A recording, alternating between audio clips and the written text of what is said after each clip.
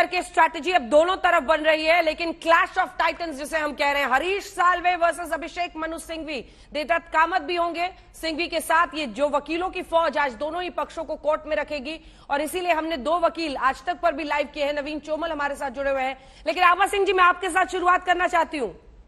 आभा जी, क्या होता हुआ आपको दिख रहा है? एक तरफ दावा है कि उनके साथ 39 शिवसेना के विधायक हैं एकनाथ शिंदे गुट में, और दूसरी तरफ 16 विधायक उद्धव ठाकरे के साथ, और आज सुप्रीम कोर्ट में सुनवाई है। आप मामला किस तरफ जाता हुआ देख रही हैं? देखिए अंजना जी, पहली बात तो ये आती है कि जो इन्होंने पिटिशन सुप्रीम कोर्ट में दाखिल की है, हाँ। वही मुझे इनफ्रक्चुअस दिखती है, निष्फल दिखती है, क्योंकि ये कहते हैं, इनका कहना है कि डिप्टी स्पीकर को रिमूव करने की याचिका, स्पीकर को रिमूव करने की, इन्होंने जो डिप्टी स्पीकर को रिमूव करने का मोशन दिया है उस पर कार्रवाई होनी चाहिए, और डिप्टी स्पीकर इनको डिस्क्वालीफाई नहीं कर सकता। लेकिन संविधान की अगर आप पोजीशन देखती हैं तो ये जो इनका जो notice of motion deputy speaker को डिस्क्वालीफाई करने का है, वो असेंबली में दिया जा सकता है, और हाउस को कौन समन करेगा? गवर्नर करेगा। ये बड़ी क्लियर संविधान में पावर्स है गवर्नर की। तो जब वो मोशन इनका अभी तक असेंबली में आया नहीं है, तो ये कैसे कह सकते हैं? उसका बेनिफिट इनको सुप्रीम कोर्ट में नहीं मिल सकता। ज्यादा से ज्यादा आप कह सकते हैं कि इनकी एक इंटेंट है, नोटिस ऑफ मोशन नहीं कहलाएगा। तो वहीं पे ये इनफ्रक्चुअस हो जाती है, निष्फल हो जाती है। सुप्रीम कोर्ट इसको नहीं देख सकता है। दूसरी बात जो सबसे बड़ी आती है कि जो ये कह रहे हैं कि हम ओरिजिनल पार्टी हैं। अभी मैं आपके एमएलए को सुन रही थी शिंदे कैंप के, तो ओरिजिनल पार्टी होने के लिए सिर्फ एमएलए थोड़ी डिसाइड करते हैं ओरिजिनल पार्टी का एक ऑर्गेनाइजेशन होता है। बीएमसी में शिवसेना है, कॉर्पोरेटर लोकल लेवल पे शिवसेना है, शिवसेना के स्पीकर्स हैं, मेयर हैं, तो पार्टी ऑर्गेनाइजेशन डिसाइड करती है विप कौन होगा, लीडर कौन होगा। तो ये ओरिजिनल पार्टी ऐसे नहीं बन सकते। ओरिजिनल पार्टी बनने के लिए इलेक्शन कमीशन के पास दावा देना होगा। इलेक्शन कमीशन ना सिर्फ एमएलए की बल्कि राज्यसभा के 3 एमपी, 5 मेयर और बाकी जो पूरा स्ट्रक्चर है उसकी बात सुनेगा। तो ये गलत कह रहे हैं, और ये कोशिश कर रहे हैं कि ये कह दें कि हम ओरिजिनल पार्टी है ताकि ये एंटी डिफेक्शन से बच जाएं।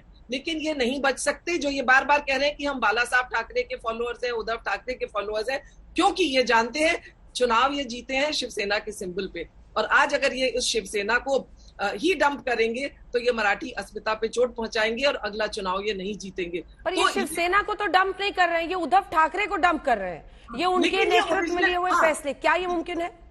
बट उद्धव जो है पार्टी ऑर्गेनाइजेशन के हेड है, तो वो जो चीज है वो इलेक्शन कमीशन डिसाइड करेगी। ये सुप्रीम कोर्ट अभी नहीं डिसाइड कर सकता कि ये ओरिजिनल पार्टी है या नहीं है। तो आज अगर ये बीजेपी से नहीं अलाइन करते तो ये एंटी डिफेक्शन लॉ के पैराग्राफ 4 के तहत ये समाप्त हो जाएंगे, डिस्क्वालीफाई हो जाएंगे। तो मुझे लगता है शिंदे जी जो सुप्रीम कोर्ट में गए हैं कि नोटिस ऑफ मोशन जो है वो नोटिस ऑफ मोशन नहीं माना जाएगा, वो नोटिस ऑफ इंटेंट माना जाएगा। आप गवर्नर से बोलिए हाउस समन करे, वहां पे आपको notice of motion deputy speaker के डिस्क्वालिफिकेशन का मूव करना होगा। फिर उसके बाद उसको 14 दिन का समय दिया जाता है। तो प्रोसीजर तो कोई फॉलो ही नहीं किया गया है। ठीक है, जल्दी से मिस्टर चोमल आपका रिएक्शन इस पर। वो कह रही है एक ही रास्ता है, बीजेपी में मर्ज करें वरना डिस्क्वालिफिकेशन की तरफ मामला जा रहा है। आपके दलील? देखिए, आभा सिंह जी जो कह रही है वो काफी गलत है और लीगली कहीं स्टैंड नहीं करता है। क्योंकि मेरे सामने जो पुस्तक है कॉन्स्टिट्यूशन ऑफ इंडिया का, उसमें जो शेड्यूल 10 है उसमें 2B में जो कहा गया है कि किस प्रकार से डिस्क्वालिफिकेशन होना चाहिए, तो उसमें साफ है कि यदि फ्लोर पे हाउस पे यदि कोई पार्टी के विप के विरुद्ध वोटिंग करता है, इस प्रकार के जो उदाहरण दिए, तो डिस्क्वालिफिकेशन होता है। और रही बात संख्या की, इनके पास आज 39 से 40 विधायक है शिवसेना के पास में, जो शिंदे ग्रुप जो है उसका। तो अभी सुप्रीम कोर्ट में जो मामला गया है वो आभा सिंह जिस तरह से इंटरप्रेट करी उस प्रकार से नहीं है। सबसे पहले उनको नोटिस दी गई है डिस्क्वालिफिकेशन की शिंदे जी को और उनके साथ में 15 विधायकों को, तो उसको चैलेंज किया गया है कि नोटिस किस प्रकार से दी गई है। उन्हें शो कॉज भी दिया नहीं है, सही समय भी दिया नहीं है, तो स्पीकर ने जो नोटिस दिए वो गलत दिए, उसको चैलेंज किया गया। तो ये सुप्रीम कोर्ट के दायरे में आती है बात पूरी तरह से। बाद में उन्होंने कहा है कि जो रिकॉग्निशन दिया गया है उन्होंने अजय चौधरी को, क्योंकि हमारे पास संख्या बल है और आपने अजय चौधरी को सदन में लीडर घोषित कर दिया है, तो वो भी गलत है। तो सुप्रीम कोर्ट ये सब बातों का पूरा ध्यान दे सकती है। और जी हाँ, जैसे हमारा डेमोक्रेटिक सेटअप है, आर्टिकल 191 ऑफ द कॉन्स्टिट्यूशन भी कहता है कि अल्टीमेटली जो भी होगा फ्लोर के ऊपर होगा, सदन के अंदर होगा, तो फ्लोर में जो होगा असेंबली में वही माना जाएगा। तो जल्दी से जल्दी राज्यपाल जी फ्लोर पे सभी को बुलाएं और वहां पे पता चलेगा।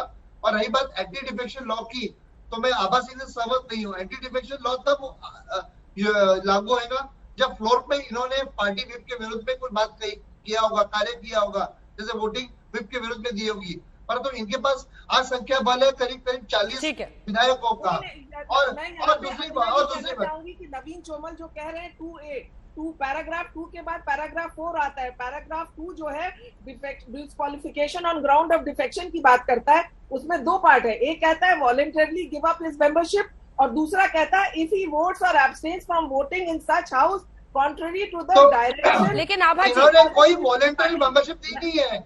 वॉलंटरी आप वॉलंटरी सरेंडर कीजिए नहीं। और एक सुप्रीम कोर्ट का जजमेंट है रवि नायक वर्सेस यूनियन ऑफ इंडिया 94 में, जिसमें वो कहता है कि वॉलंटरी सरेंडरिंग ऑफ मेंबरशिप में ये जरूरी नहीं है कि आप फॉर्मली रिजाइन करिए। ठीक है ये आभा जी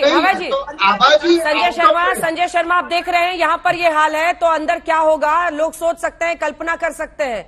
इस मुद्दे पर जितने लोग, ये तो खैर वकील हैं जो कुछ धाराओं के साथ बातचीत कर रहे हैं, जितने लोग उतनी राय पूरे देश में। संजय, सबकी नजर सुप्रीम कोर्ट पर। जी हाँ, बिल्कुल। हमने 2 संविधान विशेषज्ञ और सीनियर एडवोकेट से बात की, दोनों की राय जुदा जुदा है। एक बड़े मशहूर वकील हैं, उनका यह कहना है कि अगर 2/3 है तो उस समय कोई मर्जर की जरूरत नहीं है, वो 2/3 है, उसे अलग गुट की मान्यता मिल सकती है। दूसरे वकील साहब कहते हैं कि नहीं, 2/3 सिर्फ एक इस प्रोसीजर का हिस्सा है। किसी भी इधर मूल पार्टी या फिर जो अलग हुए हैं उस पार्टी से, उनका किसी और पार्टी में मर्जर होना जरूरी है। या तो मूल शिवसेना किसी और पार्टी में मर्ज हो तो ये डिसेंडेंट ग्रुप ये कह दे कि नहीं साहब, हम अलग होना चाहते हैं, हम मर्जर में शामिल नहीं होना चाहते, लिहाजा हमें अलग मान्यता दो। या फिर ये किसी और पार्टी में मर्ज हो और ये कहें कि हम 2/3 भी हैं और दूसरी पार्टी में मर्ज हो रहे हैं अपनी मर्जी से, तो ऐसे में उनको उनकी अयोग्यता रुक सकती है। तो ये बहुत पेचदार मामला है। और इससे पहले इस तरह की स्थिति कि सरकार के साथ रह के ये दावा करते हुए कि हम सरकार के, ये ऐसा ही है, एक घर में 10 आदमी रहते हैं, उसमें से 6 आदमी बाहर निकल गए और उनका कहना है कि हम उसी घर के निवासी हैं, लेकिन आप चूंकि पड़ोसियों से आपका रिश्ता है, लिहाजा हम आपसे दूर हैं, हम आपके पास नहीं आएंगे, लेकिन हम हैं उसी घर के। वैसी ही स्थिति यहां पर भी है। और यहाँ पर सभी चीजें बढ़ रही हैं, गलत फहमियां बढ़ रही हैं, सबसे तेज संजय और आपस के बयान सबसे तेज, सबसे पहले सुप्रीम कोर्ट के अंदर जो भी आज सुनवाई में होता है, हमारे दर्शकों को बताना है आपको। जी बिल्कुल बिल्कुल। बाकी यहाँ पर तो ये किसी शायर ने कहा है कि जब दूरियां बढ़ी तो गलत फहमियां भी बढ़ गईं, फिर उसने वो भी सुन लिया जो मैंने कहा ही नहीं। लेकिन यहाँ तो सब एक दूसरे के बाप और उसके पीछे की भी पीढ़ियां खंगाल रहे हैं, आगे का फ्यूचर बता रहे हैं। विरासत की लड़ाई। आशुतोष जल्दी से एक बार, ठीक है आ रही हूँ संजय, इशारा कीजिएगा, फौरन आपके पास आएंगे। आशुतोष जल्दी से एक बार नजारा दिखा दीजिए, एकनाथ शिंदे कैंप में इस वक्त कैसे एक साथ दिखने की कोशिश है। ये दरअसल वही कोशिश है कि अब विरासत की लड़ाई है तो उसको तो आप सड़कों पर समर्थकों, अपने नेताओं के साथ, संगठन के साथ लड़ते हैं। तो ये जो आप नजारा देख रहे हैं तैयारी, ये आनंद दिघे का वो घर है जिसे अब आनंद आश्रम कहा जाता है। और देखिए ये पूरी जो सर्कल कहते हैं ना राजनीति का, महाराष्ट्र में वही एक बार दोबारा से रिपीट हो रहा है। सबसे पहले जब शिवसेना में एक थाने में एक लोकल कॉर्पोरेशन में एक कॉर्पोरेटर ने रिबेल कर दिया था, तो आनंद दिघे पर आरोप लगा कि उन्होंने उसकी हत्या कर दी थी, और जिसके बाद आनंद दिघे को धर्मवीर का टाइटल दिया गया। 1991 में इसी शिवसेना ने, आपको तस्वीर दिखाते हैं कैसे एकनाथ शिंदे के समर्थन में ये बड़े बड़े पोस्टर और स्थानीय जो शिवसेना नगर प्रमुख होते हैं, शाखा प्रमुख होते हैं, उनकी तस्वीरें लग गई। तो 1991 में भी ऐसी शिवसेना में जब टूट पड़ी थी, छगन भुजबल उस समय नेता थे, और उसके बाद जो चेहरा कहते हैं कि जो ऑर्केस्ट्रेट किया था वो शरद पवार थे, और आज वही शरद पवार मदद कर रहे हैं।